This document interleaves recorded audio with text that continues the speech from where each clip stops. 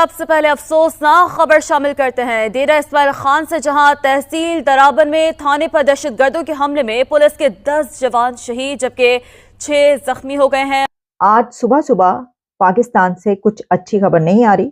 DA Khan के अंदर जो है वो दहशतगर्दों ने हमला किया है और इंतहाई अनफॉर्चुनेट जो इंसिडेंट है, कहा जा रहा है कि और उस वक्त डजन्स ऑफ मिलिटेंट्स उस पुलिस स्टेशन पर उन्होंने धावा बोला, हमला किया। पहले पुलिस स्टेशन के बाहर खड़े होके वहां पर मौजूद थे और अंदर से पुलिस ऑफिशियल्स के बीच लड़ाई जारी रही। कई घंटों की ये लड़ाई थी, 2.5-3 घंटे कहे जा रहे हैं, लेकिन आपको पता है कि मीडिया पे कम बताया जाता है।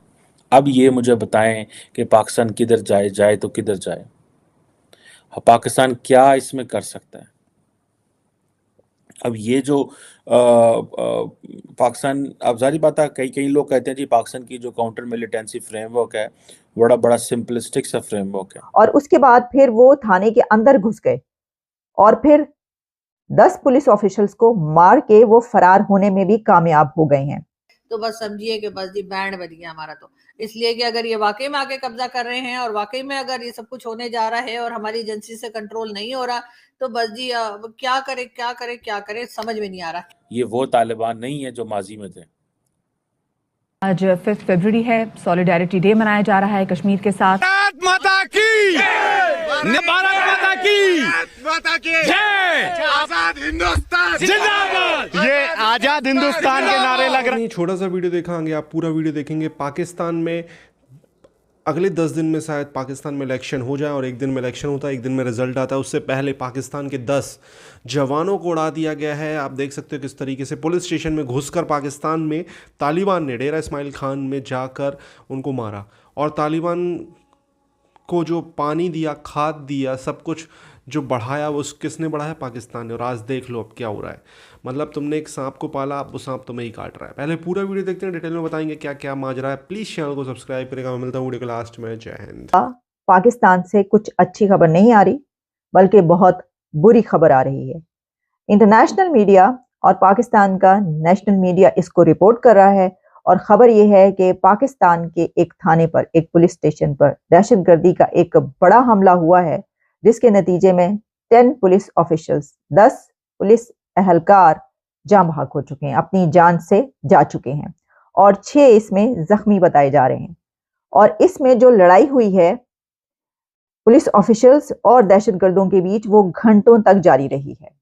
और ये भी खबर सामने आ रही है कि सुबह सुबह या रात गए, यानी अभी अंधेरा ही था सुबह होने में कि जिस वक्त ये हमला हुआ है, और उस वक्त डजन्स ऑफ मिलिटेंट्स उस पुलिस स्टेशन पर उन्होंने धावा बोला, हमला किया। पहले पुलिस स्टेशन के बाहर खड़े होके वहां पर मौजूद थे और अंदर से पुलिस ऑफिशियल्स के बीच लड़ाई जारी रही। कई घंटों की ये लड़ाई थी, 2.5-3 घंटे कहे जा रहे हैं, लेकिन आपको पता है कि मीडिया पे कम बताया जाता है। हो सकता है कि इससे भी ज्यादा घंटों तक ये लड़ाई जारी रही हो।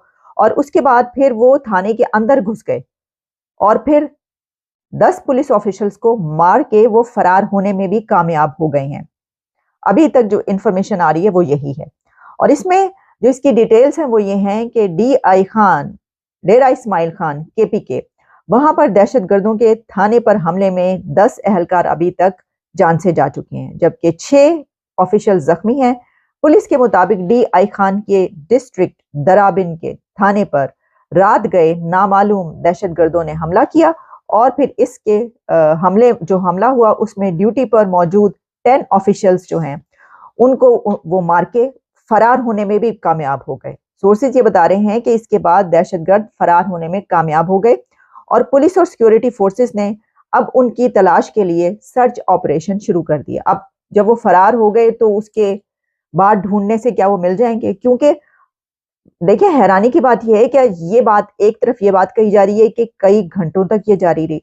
अगर 3-4 घंटे तक भी ये लड़ाई जारी रही है तो उसके बाद वो दहशतगर्द फरार होने में कैसे कामयाब हो गए? क्योंकि उन घंटों के अंदर, इतने घंटों के अंदर तो ये खबरें दूर दूर तक फैल जाती हैं और फिर जिस जगह पर ऐसा हमला होता है उससे पहले हमने देखा, क्योंकि ये कोई नई बात तो है नहीं, पाकिस्तान में तो इस तरह के हमले अब डेली बेसिस पर हमें देखने को मिल रहे हैं।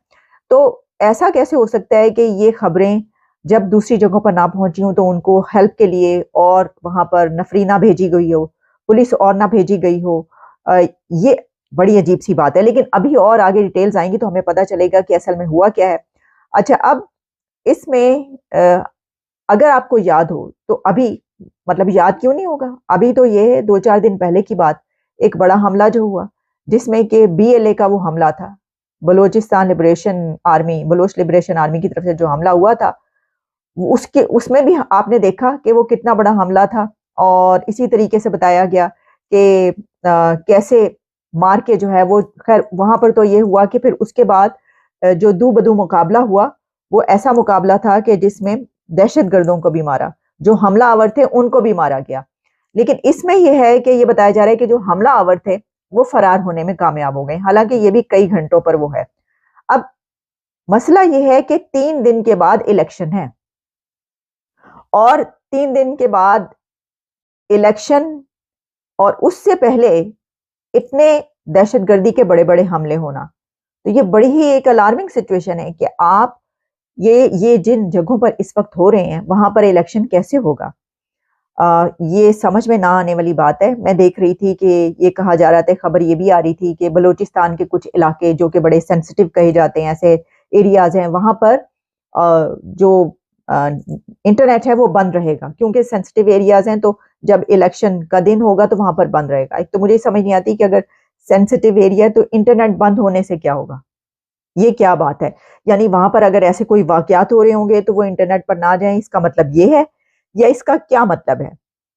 या फिर ये कि अगर यानी सिक्योरिटी के पॉइंट ऑफ व्यू से वो बड़े हसास इलाके हैं कि अगर कोई हमला होने वाला हो तो वो जो दहशतगर्द हैं वो इंटरनेट ना यूज कर सके। तो देखिए, उनको इंटरनेट की तो जरूरत ही नहीं है, ये तो भूल जाएं कि अब वो ऐसे, उनको इसकी कोई कमी है। अब इसकी अभी तक रिस्पॉन्सिबिलिटी क्लेम नहीं की गई, लेकिन आप देखेंगे कि ये प्रोग्राम आप तक पहुंचते पहुंचते हो सकता है कि रिस्पॉन्सिबिलिटी क्लेम कर दी जाए।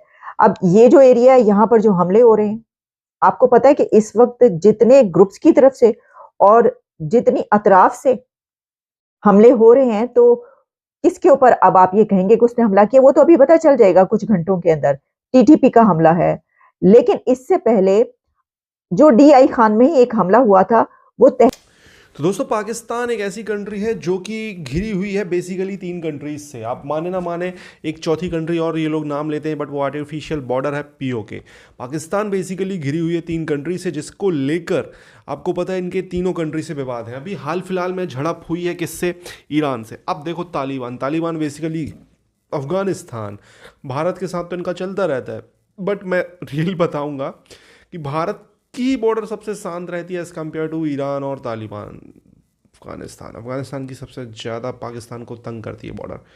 तो आप देख सकते हो, डेरा इस्माइली खान जो कि KPK का इलाका है, KPK जिसको बेसिकली अफगानिस्तान क्लेम करता है, पख्तूनिस्तान का हिस्सा मानता है, वहाँ पर होता है एक अटैक में मारे जाते हैं पाकिस्तान के 10 जवान, पुलिस जवान।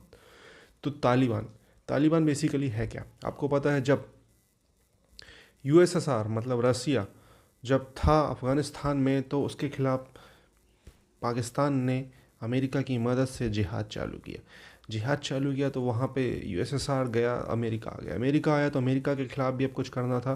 तो इन्होंने क्या किया, ये ले आए किसको, ये ले आए तालिबान को। जो वही थे वो तालिबान बन गए, इन्होंने सपोर्ट किया। और फिर अमेरिका ने तालिबान के साथ लंबा संघर्ष किया। फिर अमेरिका को समझ में आया कि अफ़गानिस्तान में कुछ है नहीं, निकलो। तो वहाँ से वो निकल गए। कमान का जो अफ़गानिस्तान की है वो आ गई तालिबान के हाथ में। आई। तालिबान के बेसिकली लोगों का क्या मानना है कि शरीयत से हम कंट्री चलाएंगे, जैसे कि कुरान के थ्रू, या कुफ्र का निज़ाम जो है, संविधान वगैरह, ये हम नहीं मानेंगे।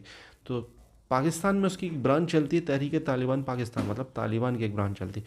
वो सेम डिमांड चाहती है पाकिस्तान में। अब पाकिस्तान फंस गया जंगल में, इन्होंने जो बीज बोया था वो इनके गले पड़ रहा है। अब ये तालिबान को, जो मतलब तहरीक तालिबान पाकिस्तान है, इन्होंने मारा पाकिस्तानी पुलिस वालों को, और इनकी बेसिकली डिमांड वही है।